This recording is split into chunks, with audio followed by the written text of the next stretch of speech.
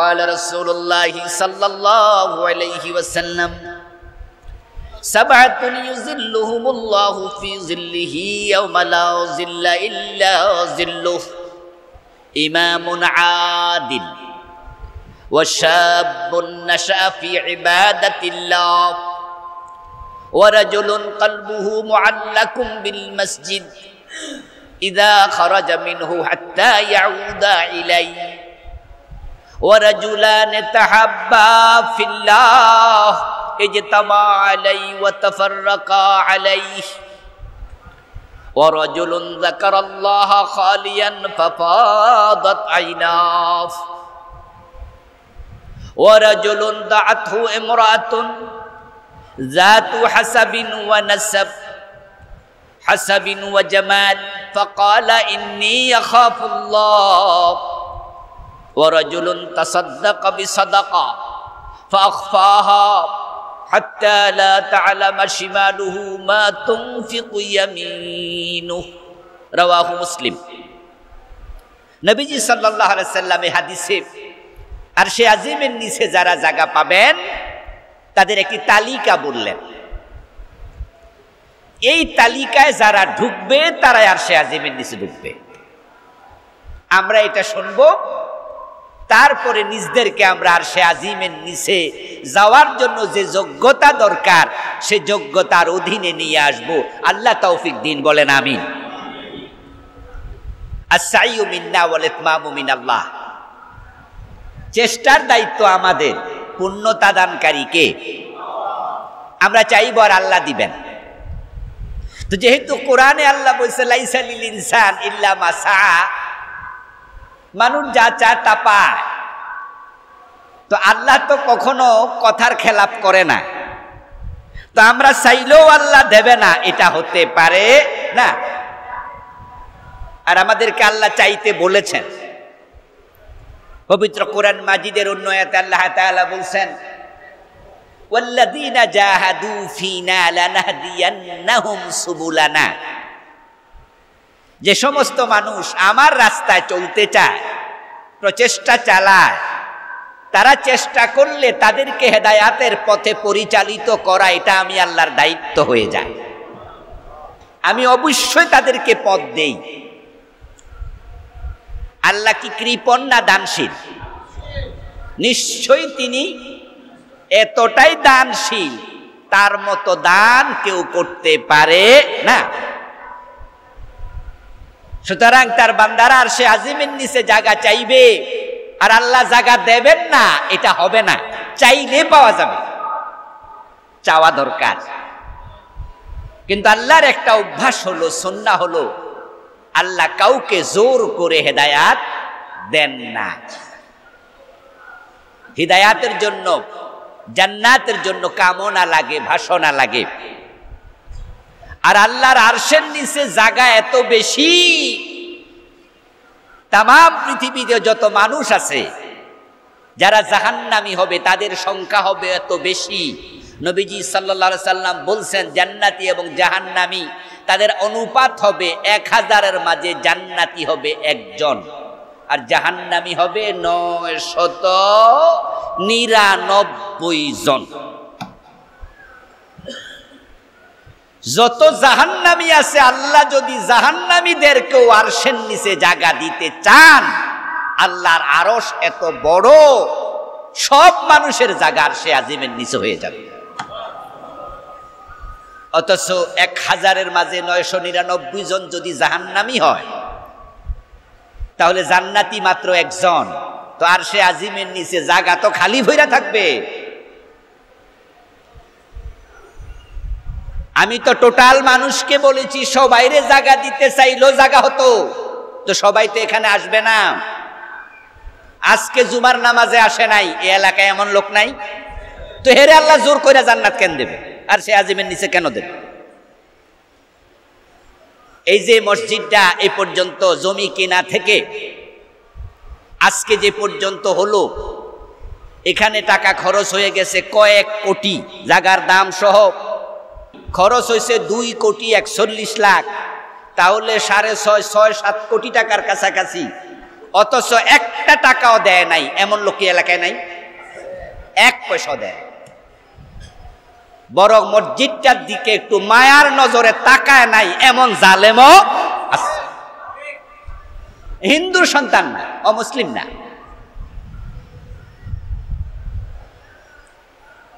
আচ্ছা, যেই লোকেরা আল্লাহর ঘরের দিকে রহমতের নজরে তাকায় না, আল্লাহর ঘরে আসে না, আল্লাহ কি জোর কইরা হেরো আরশের নিচে জায়গা দেবে? আল্লাহ ঠেকায় পড়ছে?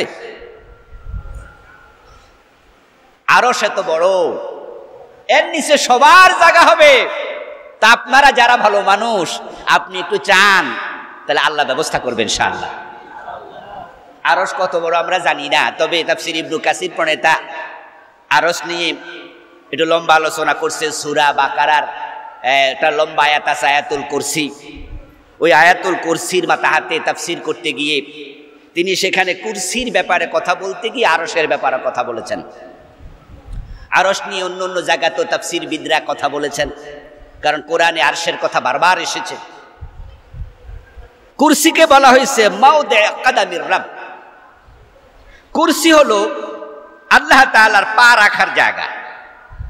আল্লাহর পা কেমন আমরা জানি না, কেমনে রাখবে আমরা জানি না। আল্লাহর পা রাখার জায়গা কুরসি। বলা হয়েছে যে এই কুরসিটা হলো তামাম আকাশ এবং জমিনের তুলনায় এত বড়। যদি মরুভূমিতে একটি আদলি পয়সা, সিকি পয়সা রেখে দেয়া হয়, তাহলে টোটাল মরুভূমির তুলনায় সিকিটা যত ছোট, আল্লাহর কুরসির তুলনায় আকাশ এবং জমিন অত ছোট।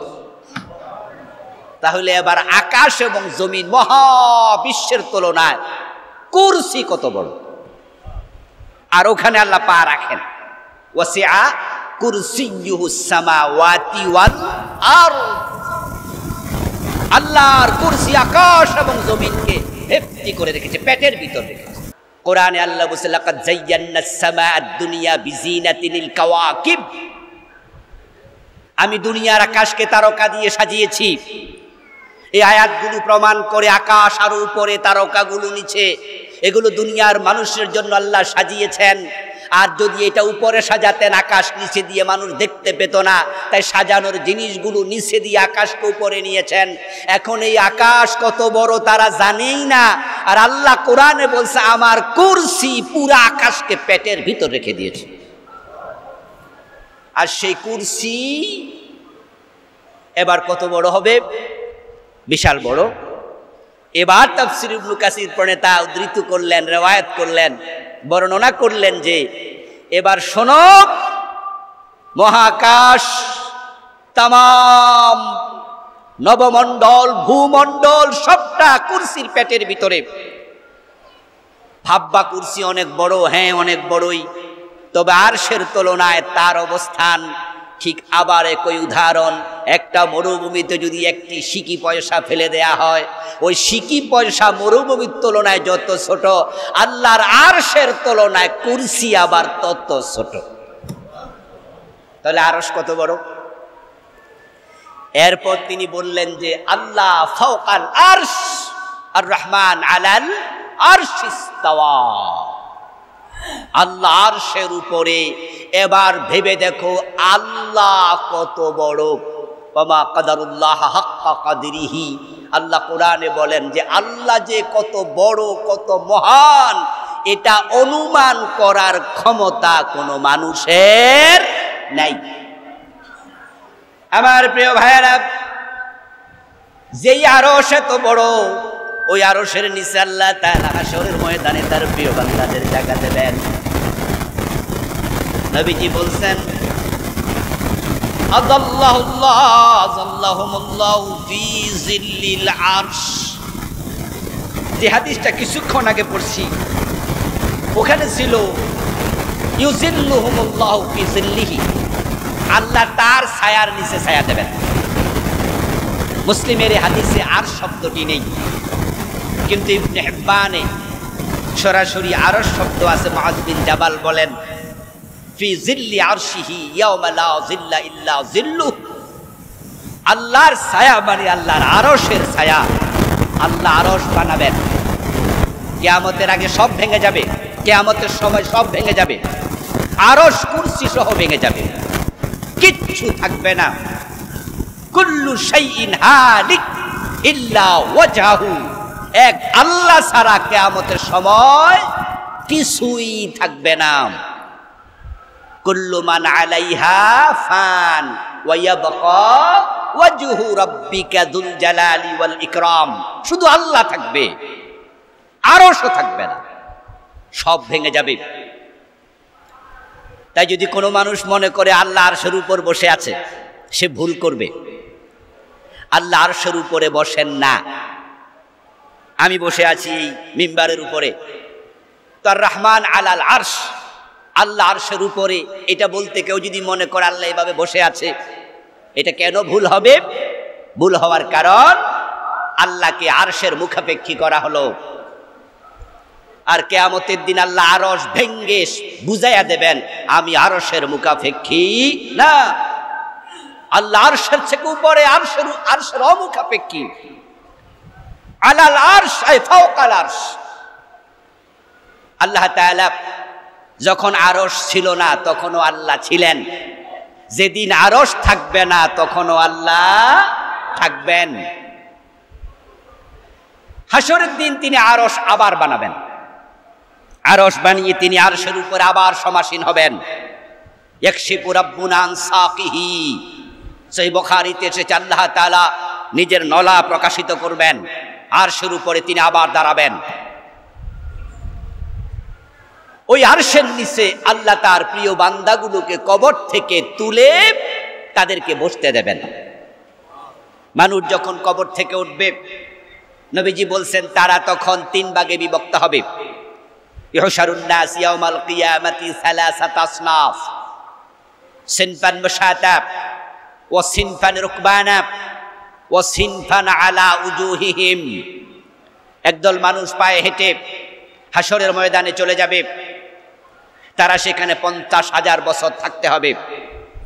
আরেক দল মানুষ আলা উজুহিহিম, কবর থেকে ওঠার সাথে সাথে তাদেরকে উল্টিয়ে দেয়া হবে। ফেরেশতারা তাদের পা এবং তাদের মাথার চুলে ধরে হাসরের ময়দানে ঢুকতে না দিয়া, হাসরের ময়দানে ঢুকার আগেই উল্টো করে ভেঙ্গে মেরুদণ্ডের হাড্ডি ফুটবলের মতো গোল বানিয়ে তাদেরকে জাহান্নামে ফেলে দেবেন। ইউরাফুল মুজরিমুনা বিসিমাহুম ফায়ুখাযু বিন-নাওয়াসি ওয়াল আকদাম ফাবিআইয়ি আলাই রাব্বিকুমা তুকাদ্দিবান। আল্লাহ সূরা রহমান বলছে ফেরেশতারা তাদেরকে দেখে চিনবে। ফায়ুখাযু বিন-নাওয়াসি, নাওয়াসি হলো নাসিয়াতুল শব্দের বহুবচন। নাসিয়া মানে কপালের চুলের অগ্রভাগ, এখানের যে চুল এটাকে নাসিয়া বলা হয়। ফেরেশতারা এখানে গিয়ে চুলের বরাবর ধরবে, ওয়াল আকদাম, এবং কদমে পায়ে ধরবে, তারপরে ফেলে দেবে জাহান্নামে। ওয়ালা নুকিমু লাহুম ইয়াউমাল কিয়ামাতি ওয়াজনা। আল্লাহ তাআলা সূরাতুল কাহফে বলেছেন, আমি এই মানুষগুলোর জন্য মিজান দাঁড় করাবো না, তাদের কোনো হিসাব নিকাশ নেব না, তাদের জন্য দাড়ি পাল্লা থাকবে না। তারা দুনিয়া উল্টা চলেছে, এই জন্য তাদের সাথে আমি উল্টিয়ে তাদের সাথে এমন আচরণ করব, তারা জাহান্নামে চলে যাবে। আর থাকলো একদল সিনফানে রুকবানা, যারা কবর থেকে উঠে দেখবে কবরের পাড়ে আল্লাহর জান্নাতের গাড়ি নিয়ে ফেরেশতারা দাঁড়িয়ে আছে। ওরা কবর থেকে ওঠার সাথে সাথে ফেরেশতারা আহলান সাহলান মারহাবান জানাবে। ফুলের পাপড়ি ছিটায়া, গলার মাঝে ফুলের মালা পড়াইয়া আল্লাহর জান্নাতের গাড়িতে তুলবেন। তারপর ওই গাড়িটা ডিরেক্ট আল্লাহর আরশে আজিমের নিচে চলে যাবে। এই আরশে আজিমের মেহমান 7 দল। যদিও আরেকটি হাদিস আসছে সহিহুত তারগীব, আল্লামা আলবানী রাহিমাহুল্লাহ সহিহুত তারগীব নামক কিতাবে হাদিসটি উদ্ধৃত করেছেন। কাব ইবনে আমর থেকে বর্ণিত। এই 7 গ্রুপের বাহিরে আরেক দল মানুষ আছে, আল্লাহ যাদেরকে আরশে আজিমের নিচে জায়গা দেবেন, তা মুসলিমের এই হাদিসে নাই, এটা আছে আরেক হাদিসে। তাহলে সেখানে একটা দলকে রাসূল আলাদা বলেছেন, 7 যোগ 1, তাহলে মোট হবে কয় দল? 8 দল। এবার আমি আলোচনা ঢুকে গেলাম। আমি বলবো আপনারা শুনবেন, নিজেকে এখানে খুঁজবেন, ঢুকাবেন, সম্পৃক্ত করবেন। যদি এখানে আপনার নাম না থাকে, এখনো নিজেকে সম্পৃক্ত করার সুযোগ আছে। অফার চলমান, কিন্তু একটা সময় আসবে অফার ক্লোজ হয়ে যাবে। অফার ক্লোজ হয়ে গেলে কিন্তু নিজেকে ঢুকানোর সুযোগ আর মিলবে না। সেটা হচ্ছে চোখ বন্ধ হয়ে যাওয়া, মরে যাওয়া, শেষ হয়ে যাওয়া। এই 8 তালিকায় যদি নাম এখনো না ঢোকে আর আপনি নিজেকে ঢুকানোর চেষ্টাও করেন নাই, এর মাঝে আজকে মসজিদ থেকে যাওয়ার পথে আপনি মরে গেলেন, তাহলে কি এরপরে ঢুকার আর সুযোগ আছে? অফার কিন্তু চলমান। তাই আমরা আজকে আলোচনা যারা শুনছি, আমরা 8 গ্রুপের মাঝে নিজেকে ঢুকানোর চেষ্টা করব। প্রত্যেকে রাজি আছেন তো ইনশাআল্লাহ? আলোচনা শুনবেন নিজে মানার জন্য। এখানে কল্যাণ না, শুধু শোনার মাঝে কোনো কল্যাণ নাই। আবু জেহেল রাসূলের কথা শুনেছে, আবু লাহাবও শুনেছে। রাসূল বিছনায় গিয়ে আবু লাহাবের মরার সময় বালিশের পাশে বসেও শুনাইছে, কিন্তু এই কথা শুনে আবু লাহাবের কোনো কাম হয়েছে? উপকারে আসে না, কারণ সে গ্রহণ করেনি। নবীজি বলছেন, সাবআতুন ইযিল্লুহুমুল্লাহু ফি যিল্লিহি ইয়াওমা লা যিল্লা ইল্লা যিল্লু। 7 ধরনের মানুষ আল্লাহর ছায়ার নিচে আশ্রয় পাবে যেদিন আল্লাহর ছায়া ছাড়া কোনো ছায়া থাকবে না। 1 নাম্বার ইমামুন আদিল, ন্যায় বিচারক নেতা, ন্যায় বিচারক শাসক, ন্যায় বিচারক দায়িত্বশীল, ন্যায় বিচারক ম্যানেজার, ন্যায় বিচারক পরিবারের নেতা, ন্যায় বিচারক এলাকার মেম্বার, ন্যায় বিচারক এলাকার চেয়ারম্যান, ন্যায় বিচারক যেখানে আল্লাহ যাকে দায়িত্ব দিয়েছে। এই হাদিসের ব্যাখ্যায় রাসূল অন্য জায়গায় বলছে মা উল্লু। এই হাদিসে বলছে ইমামুন আদিল, ইমাম মানি নেতা। আর অন্য হাদিসে বলছে মা উল্লু। কেউ যেন বলতে না পারে এখানে তো আমার সুযোগ ছিল না, আমি তো এলাকায় নেতা হতে পারিনি, আজীবন কর্মী ছিলাম, আমি তো বিচারক হতে পারিনি, আজীবন আমি শাসিত ছিলাম, তাই আমার জন্য 1 নাম্বার সুযোগটা নাই, এ কথা কেউ বলতে পারবে না। তাই নবীজি বলছে ইমামুন আদিল মানে হচ্ছে মা ভুল্লু, যাকে যেই জায়গায় দায়িত্ব দেয়া হয়েছে ওই জায়গায় যে ন্যায়ের উপরে ছিল, অন্যায়ের সাথে আপোষ করে নাই, 1 নম্বরে আল্লাহ তাকে আরশে আজিমের নিচে জায়গা দেবেন। ইমামুন আদিল, ন্যায় বিচারক নেতা। ইমাম মানি দায়িত্বশীল নেতা। যিনি পরিবারের প্রধান তিনি পরিবারের নেতা, যিনি এলাকায় প্রধান, এলাকার কমিশনার, তিনি এলাকার নেতা, যিনি মেম্বার, চেয়ারম্যান, এমপি, তিনি ওই এলাকার নেতা। কোন কোর্টের যিনি শাসক, হাকিম, জজ, ম্যাজিস্ট্রেট, তিনি কোর্টের নেতা। আর যিনি রাষ্ট্র চালান তিনি হলেন রাষ্ট্রের নেতা। প্রত্যেকেই তার অধীনস্থর ব্যাপারে আদেল যদি থাকে, ন্যায়ানুগ থাকে, আল্লাহ তাআলা কে কতটুকু ন্যায় পরায়ণ ছিল, কেউ কতটুকু আপোষকামিতা করেছে, কে লাল টেলিফোন পাইয়া মামলার রায় উল্টাইয়া দিছে, কে রাতের বেলায় লাল সিটি পাইয়া নিজের সিদ্ধান্ত চেঞ্জ করে নির্দোষ লোককে জেল দিয়েছে, কে নিজের চাকরির একটু প্রমোশন হবে এই জন্য নেতাদের মন খুশি করার জন্য নেতাদের বিপরীত পক্ষের লোকদের উপরে মেছাকার চালাইছে, রাতের গভীরে অথবা দিনের আলোতে যখনই চালাক, দেখার জন্য একজনের চোখ সব সময় খোলা, তিনি হলেন আল্লাহ। আর আরশে আজিমের নিচে জায়গা দেবেন কে? আল্লাহ। তাকে ফাঁকি দেওয়ার কোনো সুযোগই নেই। এজন্য তিনি ঘুমান না, কারণ ঘুমাইলে ফাঁকি দিতে পারতেন। লা তাখুযুহু সিনাতু ওয়ালা নাওম, তিনি তন্দ্রাও জান না, সদা জাগ্রত, সব সময় খেয়াল। রাকিব, আল্লাহর একটা নাম হলো রাকিব। এই জন্য মানুষ নাম রাখে আব্দুর রাকিব। রাকিব মানি অত্যন্ত সূক্ষ্ম পর্যবেক্ষক। যে মানুষগুলো অধীনস্থর ব্যাপারে আদেল হবে, ন্যায় বিচারক হবে, নবীজি বলছেন হাসরের ময়দানে আল্লাহ তাআলা তাদেরকে আরশে আজিমের নিচে জায়গা দেবেন। আমরা ব্যাখ্যায় আর একটু পরে আসছি। 2 নাম্বার, শাবুন নাশআ ফি ইবাদাতিল্লাহ, ওই যুবককে আল্লাহ আরশে আজিমের নিচে জায়গা দেবেন যে যুবক যৌবনে ইবাদত করেছে, যৌবনে ইবাদতে কোনো ফাঁকিবাজি করে নাই। ওই যুবকদের জন্য সুসংবাদ, আজকের মসজিদও যারা আছে একবারে দাড়িতে হাত দেয় নাই, যখন থেকে দাড়ি উঠেছে তখনই রেখে দিয়েছে, যৌবনে নামাজ ছাড়ে নাই, বরং বালেগ হওয়ার আগ থেকে 5 ওয়াক্ত নামাজ অভ্যস্ত হয়েছে। কোন রকমের ফাঁকি ইবাদতের ক্ষেত্রে আল্লাহকে দেয় নাই, বরং ইবাদত করেছে। ইবাদত করতে করতে সে যৌবন পার করে সে তার পৌরত্বে গিয়েছে। ওই যুবককে আল্লাহ তাআলা ডেকে তার আরশে আজিমের নিচে নিয়ে যাবেন। প্রিয় ভাইরা, আপনারা যারা দাড়ি পাকা আছেন, বুড়ো মানুষ আছেন, দ্বিতীয় অংশে এসে আপনারা হয়তো কেউ কেউ আফসোস করবেন যে হুজুর, এখন আমরা তো যৌবনে অনেক পাপ করে ফেলেছি, এখানে করণীয় কি? আপনার জন্য তো আছে বাকি 6টা, ওইখানে আপনি চলে যান। আর এখানে আপনার জন্য আছে আপনার সন্তানকে আপনি যৌবনে ইবাদত শিখান। কারণ কোরআনে পাওয়া যায় ওয়া আম্মা মান উতিয়া কিতাবাহু বিয়ামিনিহি ফাসাউফা ইউহাসাবু হিসাবান ইয়াসীরা ওয়া ইয়ানকালিবু ইলা আহলিহি মাসরুরা।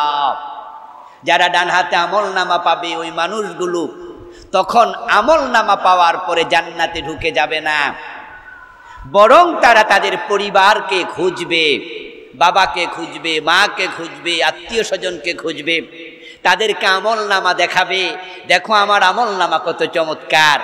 সেদিন আপনার যুবক সন্তানকে আপনি যৌবনে ইবাদত শিখিয়েছেন, নিজে হয়তো অনেক পাপ করে ফেলেছেন, কিন্তু আপনি এই মুহূর্তে সিদ্ধান্ত নিয়েছেন যে না, আমার সন্তানকে আমি আমার মতো করে পাপাচারের পথে বড় করব না, বরং তাকে আমি ঠিকঠাক রাস্তায় রেখে বড় করতে চাই।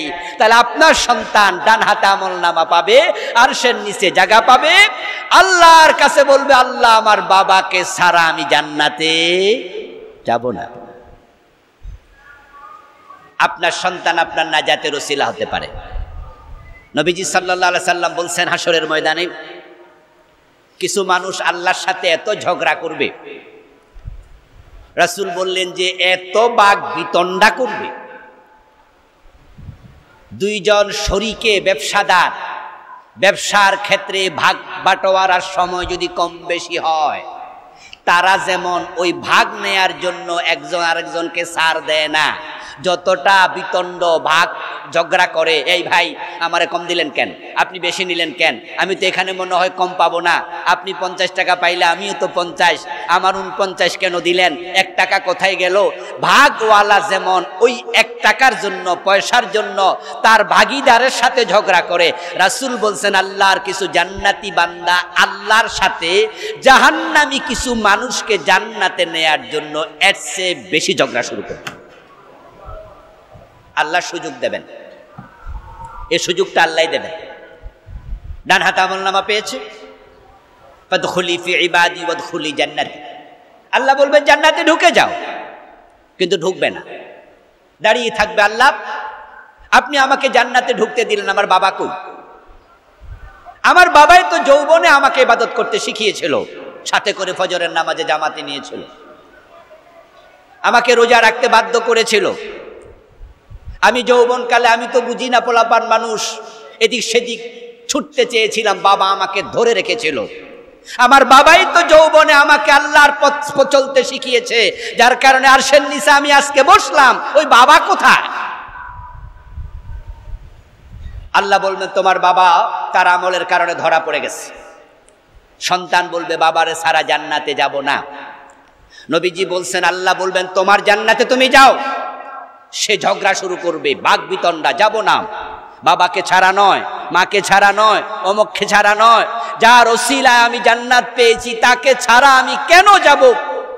এক পর্যায়ে তার দৃঢ়তা দেখে, তার বাক বিদণ্ডতা দেখে রাসূল বলেন, আল্লাহ তাআলা বলবেন, যাও তাকেও ছেড়ে দিলাম, তোমার সাথে জান্নাতে নিয়ে যাও। তাহলে শাবুন নাশা ফি ইবাদাতিল্লাহ, যারা আপনারা যৌবনকালে আছেন, আল্লাহর আরশের নিচে জায়গা পেতে চান, যৌবনটা ইবাদতে কাটান। আল্লাহ তাআলা সূরা আল কাহফে একদল যুবককে নিয়ে লম্বা আলোচনা করেছেন। বুড়া মানুষকে নিয়ে কোরআনে এ জাতীয় কোনো আলোচনা নাই। আল্লাহ তাআলা সূরা আল কাহফে একদল যুবক প্রসঙ্গে লম্বা আলোচনা করতে গিয়ে তিনি সেখানে বলেছেন, ইন্নাহুম ফিতিয়াতুন আমানু বিরাব্বিহিম ওয়া জিদনাহুম হুদা। ওই যে আসহাবে কাহফের ঘটনা, সেখানে কয়েকজন যুবক একটি গুহার মাঝে আশ্রয় নিয়েছিলেন। আল্লাহ বলছেন তারা সবাই ছিল যুবক। আমানু বিরাব্বিহিম, তাদের অপরাধ ছিল পালিয়ে যাওয়ার পিছনে, দেশ ত্যাগের পিছনে, যারা দেশ ত্যাগ করতে বাধ্য করেছিল, অপরাধ ছিল ওই আল্লাহর যুবক বান্দারা, তারা আল্লাহর উপর ঈমান এনেছিল। ওয়া জিদনাহুম হুদা, ঈমানের কারণে ওই খ্রিস্টান শাসক তাদেরকে হত্যা করার ঘোষণা দিয়েছিল, তখন তারা এলাকা ছেড়ে পালিয়ে যাচ্ছিল। আল্লাহ বলেন তাদের আমি হেদায়াত, ঈমান এত বাড়িয়ে দিয়েছি, তারা দেশ ছাড়তে রাজি হয়েছে, ঈমান ছাড়তে রাজি হয় নাই। এভাবে আল্লাহ সূরা কাহফে লম্বা আলোচনা করেছেন যুবকদেরকে নিয়ে। যৌবনকাল ইবাদতের শ্রেষ্ঠ সময়, যৌবনকাল হচ্ছে ইবাদতের সেরা সময়। এজন্য যুবকেরা অপরাধ প্রবণতা থেকে ফিরে আসো। যৌবনকাল বলগাহারা হরিণের মতো, লাগামবিহীন ঘোড়ার মতো, এটা কোনো বাদ মানতে চায় না। তাই পৃথিবীর যত পাপাচার 90% থেকে 95% যুবকদের দ্বারা হয়। মদ পান 99% যুবকরাই করে, কারণ বৃদ্ধরা মদ হজম করতে পারে না। জুয়া খেলা, ডাকাতি, চুরি, খুন, চাঁদাবাজি, অপহরণ, ধর্ষণ, যত অপরাধ 80 থেকে 90% সাথে জড়িত যুবকেরা। তুমি যদি তাদের দলে সামিল না হয়ে বাকি 10%, বাকি 20% দলে থাকতে পারো, তাহলে আল্লাহ তোমাকে আরশে আজিমের নিচে নিয়ে যাবে। এই জন্য যৌবনকালে ইবাদত, এটা আল্লাহর খুব প্রিয় সময়। যৌবন যার যুদ্ধে যাওয়ার সময় তার। নবীজি সাহাবারা যারা ইসলামের জন্য জিহাদ করেছিলেন, তাদের অধিকাংশ ছিলেন যুবক। রাসূলুল্লাহ সাল্লাল্লাহু আলাইহি ওয়াসাল্লাম এক আলোচনা প্রসঙ্গে তিনি বলেছিলেন, যুবকরা আমাকে সহযোগিতা করেছে, ওসিকুম বিশাবাব খায়রা। এই বুড়া মানুষেরা, এই আবু বকর, ওমর, তোমরা এখন বুড়ো হয়েছে, বয়স হয়েছে, কিন্তু ঈমান যখন এনেছিলে তখন তোমরা যুবক ছিলে। ওমরের বয়স ছিল মাত্র 28, আবু বকরের বয়স ছিল 38, হযরত আলীর বয়স ছিল মাত্র 10। তোমরা এখন বুড়ো হয়েছে, ওসিকুম বিশাবাব খায়রা। আমি তোমাদের কাছে যুবকদের ব্যাপারে নির্দেশনা দিচ্ছি, সব সময় তোমরা যুবকদের কল্যাণ কামনা করবে, যুবকদেরকে উৎসাহ দেবে। যেই সমাজে যুবকরা ভালো হয়ে যায়, ওই সমাজ কখনো ধ্বংস হয় না, ওই সমাজ ভালো হতে বাধ্য হয়। আর যেই সমাজে যুবকরা বকে যায়, ওই সমাজকে সোজা রাখা যায় না। এজন্য যাদের ঘরে যুবক আছে, আপনার যুবক সন্তানকে নিয়ে বসবেন, কথা বলবেন, নসিহত করবেন, তার প্রতি সতর্ক দৃষ্টি রাখবেন। আপনি দাদা, নানা, আপনার নাতি যুবক, তার প্রতি খেয়াল রাখবেন। নবীজি বলছে, ওসিকুম বিশাবাবে খায়রা ফাইন্নাহুম আরাক্তু আফইদা। যুবকদের একটি ভালো দিক রাসূল তুলে ধরলেন, চমৎকার কথা বললেন যে, শোনো, যুবকদের দিল হয় নরম। ওদেরকে বুঝাইতে পারলে ওদের দ্বারা এমন কাজ হবে যেটা বৃদ্ধ লোকের দ্বারা হবে না। যুবকদেরকে একটু ইন্সপায়ার করে, উৎসাহিত করে, যদি তুমি হাতে তলোয়ার দিয়ে দাও, হতে পারে আবু জেহেলের বিরুদ্ধে ঝাঁপিয়ে পড়বে। আপনারা জানেন যে আবু জেহেলকে হত্যা করেছে ওই দুইজনও ছিল কি মাত্র নবযুবক, মাআজ এবং মুআব্বাজ রাদিয়াল্লাহু তাআলা আনহুমা মাত্র যৌবনে পা রেখেছিলেন। এরপর রাসূল বলছেন, ইন্নাল্লাহা বাআসানি বাশীরাও ওয়া নাযীরা, আল্লাহ তাআলা আমাকে সুসংবাদদাতা, ভয় প্রদর্শনকারী হিসাবে পাঠিয়েছেন। ফাহালাফানি শাবাবু ওয়া খালাফানি শুয়ুখু, রাসূল বলেন যুবকরাই আমার সাথে শপথবদ্ধ হয়েছে। তারা বায়াত আকাবা শপথ পড়েছে প্রথমবার, দ্বিতীয়বার, তৃতীয়বার তারা হুদাইবিয়া শপথ পড়েছে। যুবকরাই আমাকে শপথ করে ইসলামের পক্ষে সাহায্য করেছে। আর আবু জেহেল, আবু সুফিয়ানের মতো বৃদ্ধরা ইসলামের ব্যাপারে আমার বিরোধিতা করেছে। এজন্য আল্লাহ তাআলা মানুষকে যখন জান্নাতে নেবেন তখন সকলকে কি বানাবেন? যুবক বানাবেন। হযরত আদম আলাইহিস সালামকে আল্লাহ যখন তৈরি করেন তখন কি অবস্থায় তৈরি করেছিলেন? যুবক। এজন্য প্রত্যেকের ঘরে যুবক আছে, যুবকদের প্রতি স্পেশাল নজর দিন। আপনি নিজ দায়িত্বে, নিজ কর্মে আল্লাহর আরশের নিচে যদি যেতে ব্যর্থ হন, কমপক্ষে আপনার যুবক ছেলের সুপারিশে যেন আত্মার সাথে জান্নাতে যেতে পারেন। 3 নম্বর, রাজুলুন কলবুহু মুআল্লাকুম বিল মসজিদ, ওই ব্যক্তিকে আরশে আজিমের নিচে আল্লাহ জায়গা দেবেন যার কলব মসজিদের সাথে ঝুলন্ত। আলহামদুলিল্লাহ, আল্লাহর কিছু ভালো বান্দা আছে যে বান্দারা তাদের ঘরের চেয়ে আল্লাহর ঘরকে প্রাধান্য দেয়, তাদের পরিবারের চেয়ে আল্লাহর ঘর মসজিদকে প্রাধান্য দেয়। নিজের সন্তানের যতটা খবর রাখে, মসজিদের খবর রাখে তার চেয়েও বেশি। এই যে মসজিদে আমরা বসে আছি, আল্লাহ 2-4 প্রিয় বান্দার অতি উদ্যোগ না থাকলে আমরা এই পরিবেশটা এত তাড়াতাড়ি পেতাম না। আমার এই ছোট্ট জীবনে বিভিন্ন অঙ্গনের মানুষের সাথে বিভিন্ন জায়গা মেশার সুযোগ আল্লাহ যতটুকু দিয়েছেন, আমি বিভিন্ন এলাকাতে 2-4 জন এমন মানুষ পেয়েছি যে মানুষগুলোর কর্মে প্রমাণ হয় তারা নিজের অন্তরকে মসজিদের সাথে ঝুলাইয়া দিছে। এমন প্রতিটা এলাকাতে 2-4 জন লোক আছে, তবে তাদের সংখ্যাটা কম। মসজিদের সাথে হৃদয় ঝুলানো অনেক ব্যাখ্যা, তার মাঝে অন্যতম ব্যাখ্যা হচ্ছে মসজিদের খবর রাখা, মসজিদ তৈরি করা, মসজিদ ম্যানেজমেন্ট করা। মসজিদের ইমাম কেমন হবে এমন ইমাম আমাদের রাখা দরকার, যে ইমামের তেলাওয়াত বড় হৃদয় বিগলিত। এমন খতিব রাখা দরকার যে খতিবের আলোচনা শুনে এলাকায় হেদায়াতের বাণী ছড়াবে। এমনভাবে মসজিদটা করা দরকার মুসল্লিরা যেন নামাজ পড়ে প্রশান্তি পায়। এমন অজুখানা দরকার, মানুষ যেন অজু করতে কষ্ট না পায়। এমনভাবে মসজিদ ম্যানেজমেন্ট করা দরকার, এখানে ময়লা থাকবে না। ইমামের বেতন, মুয়াজ্জিনের বেতন, মসজিদের খাদেম সাহেব কষ্টে আছে কিনা, মসজিদের বাল্বটা নষ্ট হয়ে গেল কিনা, মসজিদের এই সমস্যা ও সমস্যা, এগুলা নিয়ে সারাক্ষণ ভাবতে থাকে। তাহলে প্রমাণ হয়ে যায় তার অন্তর আল্লাহর মসজিদের সাথে ঝুলন্ত। মসজিদ নিয়ে ভাবে। মসজিদ কার ঘর? তো আল্লাহর ঘর নিয়ে যদি আপনি ভাবেন, আপনার জান্নাত নিয়ে আল্লাহ ভাববে না? এই তো কারণ তো এটাই। কামা তাদিনু তুদান, হাল জাযাউল ইহসান ইল্লাল ইহসান। আপনি যখন আল্লাহর ঘর নিয়ে ভাববেন, নবীজি বলছেন আল মাসাজিদ বুয়ুতুল্লাহ ফিল আরদ, জমিনে মসজিদগুলো আল্লাহর ঘর। তাদিউ ফিল আরদি কামা তাদিউন নুজুম ফিস সামা, তাদিউ ফিল আরদি লিয়াহলিস সামা। নবীজি বলছেন, তোমরা দুনিয়ায় বসে রাতের বেলা আকাশে যেমন তারকাকে ঝলঝল করে জ্বলতে দেখো, দুনিয়ার মসজিদগুলো আকাশের ফেরেশতারা আকাশ থেকে তারকার মতো জ্বলতে দেখে। তাদিউ লিয়াহলিস সামা তাদিউ ফিল আরদি লিয়াহলিস, এগুলো আল্লাহর ঘর। খায়রুল বাকা, দুনিয়ার সেরা জায়গা। এক ওয়াক্ত নামাজ পড়ে ঘরে যাবে, আর এক ওয়াক্তের জন্য মন আনছান আনছান করতে থাকবে।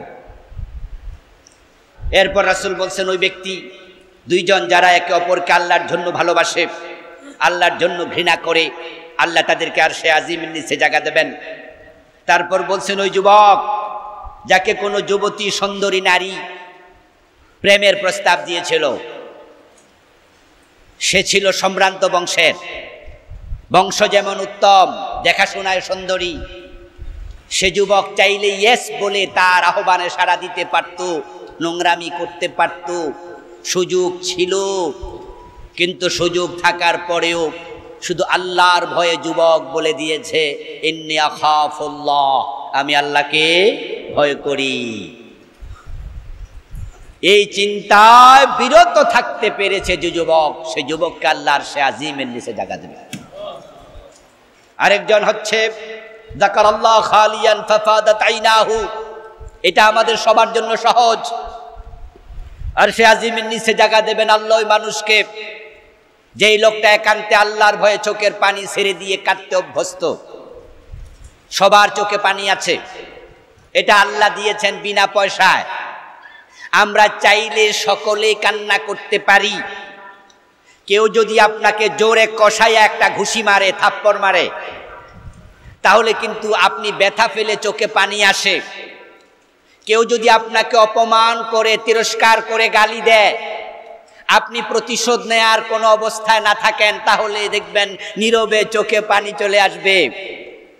দুনিয়ার সামান্য ধাক্কায় যদি চোখে পানি আসে, আনতে পারেন, আল্লাহর আরশে আজিমের নিচে জায়গা পাওয়ার আশায় চোখে পানি আনা দরকার আছে কিনা? তো পানি তো আছে, আনলেন না কেন? এটা তো আছেই, বিনা খরচে আছে, পানি আনলে কোনো টাকা লাগে না। এটা সবার জন্য সহজ। নবীজি বলছেন মা মিন আবদিন ইয়াখরুজু মিন আইনিহি মা মিন আবদিন মুমিন ইয়াখরুজু মিন আইনিহি দুমু ওয়ালাউ কানা মিসলু রাসিদ যুবাব মিন খাশিয়াতিল্লাহ হাত্তা ইউসিবা হাররা ওয়াজহিহি ইল্লা হারামাল্লাহু আলাইহিন নার। চোখের পানিটা মাছির মাথা পরিমাণ চোখ থেকে বেরিয়ে গাল পর্যন্ত আসবে, রাসূল বলে আল্লাহ জাহান্নাম হারাম বানায়া দেবে। ওই ব্যক্তি 7 নাম্বার, যে ব্যক্তি গোপনে দান করে। গোপনে দান করার সুযোগ আছে না? আমাদের মসজিদে অনেক টাকা দরকার। আমরা যখন দোতলার কাজ ধরবো, একটা ফ্লোর করতে রড লাগে কত টন সভাপতি সাহেব? 25 টন। কলাম সহ একটা ফ্লোরে 36 টন রড লাগবে। এখন রডের মূল্য কত জানেন তো? মনে হয় 85 থেকে 90,000, 85,000। তাহলে 36 টন, এর মানে রডে 30 লাখ টাকার উপরে লাগবে। সাথে আবার আনুষঙ্গিক একটা ফ্লোর করতেই খরচ লেগে যাবে 60-70 লক্ষ টাকা কমপ্লিট করতে। টাকা দরকার। তো আল্লাহর ঘর হচ্ছে টাকা দেওয়ার সেরা জায়গা। প্রকাশ্যে দান করা জায়েজ, তবে গোপনে করলে আল্লাহ আরশে আজিমের নিচে জায়গা দেয়। এই জন্য আপনারা আজকেও দান করে যাবেন। প্রতিদিন প্রতি জুমায় যারা এখানে ওয়াক্তিয়া নামাজ পড়েন, প্রতি ওয়াক্তে সুযোগ থাকলে 5 টাকা, 10 টাকা, 20 টাকা, 100 টাকা পকেটে করে আনবেন, মসজিদে দিয়ে যাবেন। জুমায় আসতে 100 করে টাকা নিয়ে আসবেন। 100 টাকা এই দেশে এখন বেশি কিছু না। 100 টাকা দিয়ে গোস্ত কিনা যায় না, মাছও কিনা যায় না, কিন্তু 10-এর লাঠি 1-এর বোঝা। এখানে যদি 1000 মুসল্লি হয়, 1000 মুসল্লি হলে 100 করে টাকা দিলে কত হয়ে যায়? 1 লক্ষ হয়ে যায়। দেখছেন, 1000 মুসল্লি 100 করে টাকা দিলে 1 লাখ হয়। 100 টাকা আপনার কাছে টাকা না, অল্প টাকা, কিন্তু হিসাব করলে কয় লাখ? 1 লাখ। আমরা চাইলে কি 100 করে টাকা আনতে পারি না? যারা এখানে চাকরি করে না, ছাত্র আছে, তারা না আনলো, আমি 200 দেবো, 500 দেবো, আপনি আর একটু বেশি দেবেন, আপনি 300 দেবেন, 500 দেবেন, গড়ে দেখবেন 100 করে উঠলে 1 লাখ টাকা হয়ে যাবে।